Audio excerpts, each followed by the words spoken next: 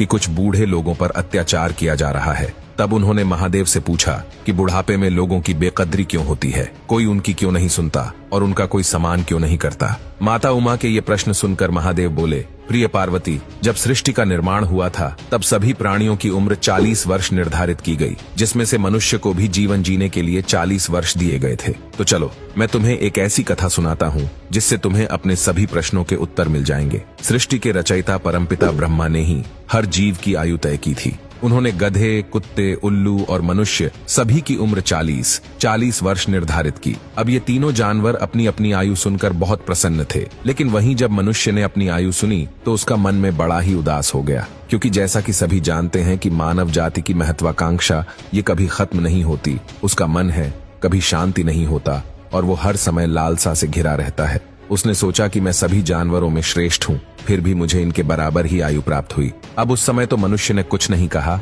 और वो सभी वहां से चले गए। फिर कुछ समय बाद गधा भगवान ब्रह्मा के पास पहुंचा और कहने लगा, है प्रभु, आपने मुझे इतनी ज्यादा उम्र क्यों दी? मैं 40 वर्षों तक मनुष्य का बोझ उठाता रहूंगा, मुझे 40 वर्ष तक नहीं जीना, इसीलिए कृपा कर आप मेरी उम्र कम कर दें और केवल मुझे 20 वर्ष की आयु प्रदान करें।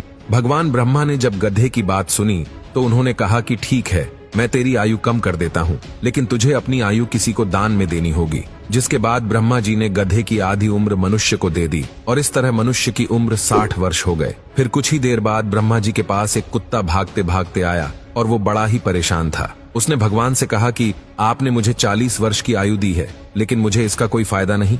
मैं तो केवल इंसानों के घरों की रेख देख करता हूँ, लोगों का झूठा खाता हूँ और रात भर भौंकता रहता हूँ, लेकिन मुझे सुनने वाला कोई नहीं। इसीलिए अब ऐसा करे कि मेरी उम्र 20 वर्ष तक घटा दें। भगवान ब्रह्मा ने कुत्ते से कहा कि ठीक है, और इस तरह मनुष्य की उम्र 20 वर्ष और बढ़ गई और ऐसे मनुष्य की आयु कुल 80 वर्ष हो गई। फिर वहीं थोड़ी देर बाद उल्लू भी आया और वो भी बड़ी ही परेशान अवस्था में था। वो ब्रह्मा जी से रोते हुए कहता है कि प्रभु, आप मेरी उम्र भी कम कर दें।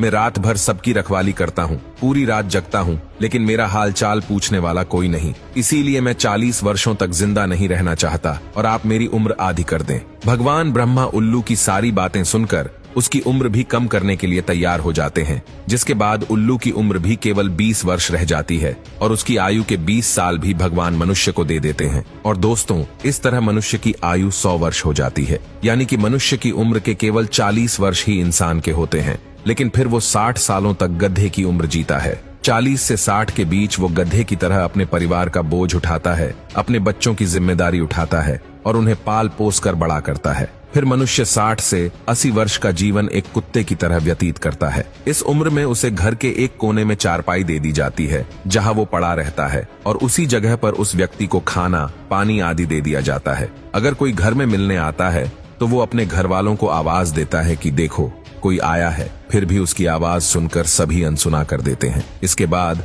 80 से 100 वर्ष का जीवन वो एक उल्लू की तरह व्यतीत करता है, क्योंकि रात के घने अंधेरे में भी उसे नींद नहीं आती।